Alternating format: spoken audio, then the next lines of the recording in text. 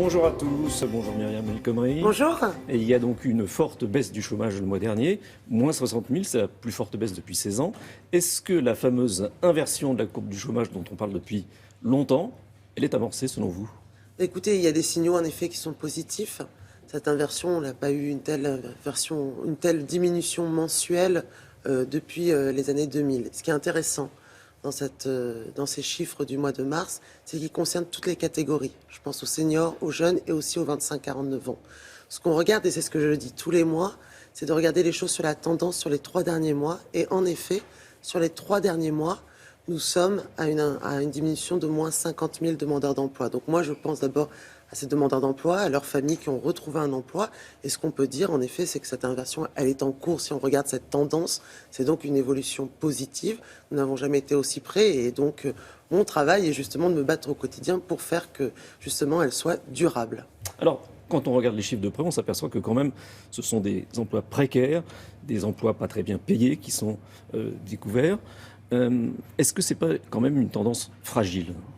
Écoutez, il y a des signaux positifs d'un point de vue économique. C'est ça qu'il faut regarder.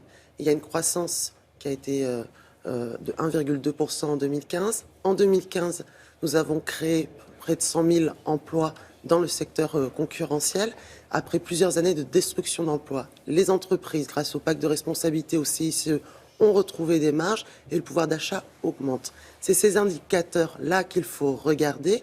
Et de ce point de vue-là, en effet, ces signaux positifs montrent justement qu'il y a beaucoup plus d'intention d'embauche. Donc, bien évidemment, la reprise économique, elle est là. Ces signaux le montrent. Elle est encore timide, ce qui explique les basculements qu'il peut y avoir d'une catégorie à une autre et que nous connaissons depuis plusieurs mois. Néanmoins, concrètement, on voit que les demandeurs d'emploi en catégorie A ont diminué. Ils sont peut-être allés sur d'autres catégories en exerçant des contrats à temps plus partiel. Mais je rappelle toujours que, par exemple, s'agissant de la catégorie C, c'est-à-dire les personnes qui travaillent plus de 78 heures par mois, s'agissant de cette catégorie, 38% des demandeurs d'emploi sont à temps plein. Mais ils cherchent un autre emploi. Donc c'est vrai que les données Pôle emploi, contrairement aux chiffres qu'on appelle du BIT, qui sont la seule donnée de comparaison internationale, sont différents parce qu'il suffit pour le BIT de travailler rien qu'une heure dans le mois pour sortir des chiffres du chômage. Donc c'est cette réalité-là qu'il faut regarder. Donc il y a une reprise de l'activité économique. Elle est encore timide et je le conçois tout à fait. Néanmoins, nous sommes véritablement dans le bon sens. La dernière fois qu'il y avait une baisse aussi importante, c'était en 2000. Oui. La croissance, elle était de 4%. Aujourd'hui, on est à 1,2, 1,5. Ça montre quand même une relative fragilité. Mais en effet, c'est la croissance qui joue. Et donc les prévisions de croissance pour 2016 sont meilleures qu'en 2015. Ça, c'est essentiel. Ce qui est intéressant à regarder, c'est l'investissement. Et on voit bien que l'investissement repart aussi. Donc nous avons des indicateurs positifs qui sont là. Après, quand on connaît la difficulté, le nombre de Français qui sont confrontés à cette crise sociale, bien évidemment, on ne peut pas se réjouir. Néanmoins, ces indicateurs sont là et donc ils ont une conséquence sur le marché de l'emploi. Et donc, il faut bien sûr que ça se prolonge et que ça soit durable. Ailleurs en Europe, ça baisse plus et depuis plus longtemps. Est-ce que là, il n'y a pas un déficit français? Il y a aussi une manière de comptabiliser les demandeurs d'emploi.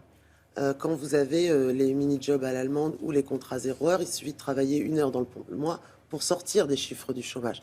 Donc, si on compare, par exemple, par rapport au taux de chômage du BIT, on voit bien que, s'agissant du BIT, le chômage en France a diminué en 2015. Donc, il faut toujours comparer les choses avec les mêmes indicateurs. Donc, on voit bien qu'on est dans une situation différente. Néanmoins, il faut que nous menions des mesures conjoncturelles. C'était le sens du plan pour l'emploi, le plan 500 000 actions de formation mis en place par le président de la République et également l'aide embauche PME. Ça a joué dans les chiffres du mois de mars? Je pense que l'aide embauche PME, oui, a joué dans les chiffres du mois de mars. Le plan 500 000 formations, non, puisque nous avons en effet des prescriptions de formation qui ont été mises en œuvre, mais les personnes ne sortent de la catégorie A, puisque si vous me parlez notamment des statistiques, que lorsqu'ils entrent en formation. Or, sur la catégorie D, nous avons à peine ce mois-ci plus de 1100 personnes qui sont entrées en formation. Est-ce que les patrons ont joué le jeu? Écoutez, il y a actuellement, on voit bien, il y a une reprise de l'activité économique. Elle n'est pas suffisamment forte, c'est pour ça qu'il faut apporter aussi des mesures structurelles.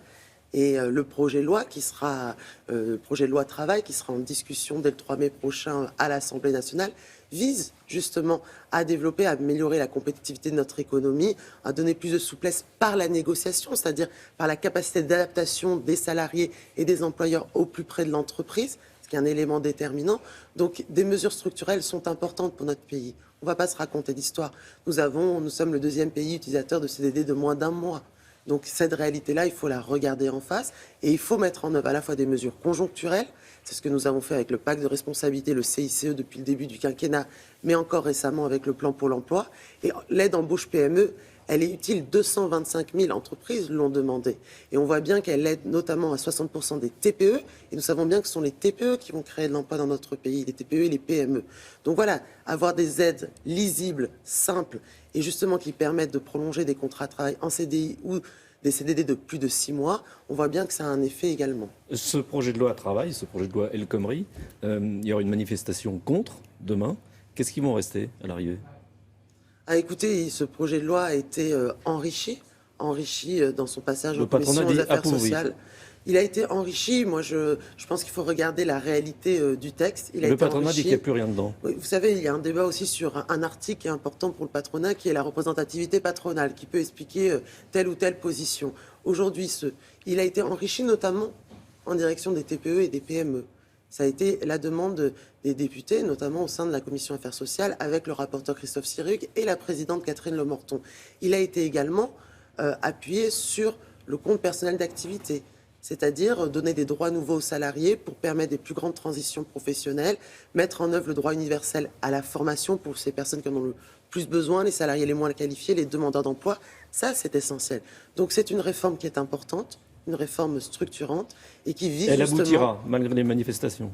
Écoutez, il n'y a jamais d'unanimité sur une réforme sociale. Moi, j'entends que ceux aujourd'hui qui manifestent sont contre les accords d'entreprise, alors même qu'il y a 40 000 accords d'entreprise qui sont signés dans notre pays et qu'une de ces organisations syndicales, notamment la CGT, les signe à près de 80%. Donc, sortons un peu des slogans et regardons la réalité aussi du dialogue social au plus près de l'entreprise. Les intermittents du spectacle, ils protestent contre la réforme de l'indemnisation du chômage. Ils occupent 2 théâtres, l'Odéon et le Théâtre Français. Est-ce que la négociation va aboutir ? Écoutez, il y a une négociation, elle est en cours. Il y a encore une réunion importante aujourd'hui. Les partenaires sociaux, notamment du spectacle, doivent se mettre d'accord de façon apaisée. C'est un élément déterminant, mais je pense que cette négociation va aboutir, bien évidemment. Elle doit se dérouler dans un... Les festivals de l'été auront lieu ? Écoutez, nous faisons tous, bien évidemment, pour que ce régime, qui est important, bien sûr, pour les intermittents de spectacle, avec cette spécialité culturelle dont nous sommes tous attachés, puisse se développer. Donc nous sommes bien sûr très vigilants avec Audrey Azoulay sur ce point-là, et les négociations sont actuellement en cours, et j'espère bien qu'elles vont aboutir. Merci. Merci à vous.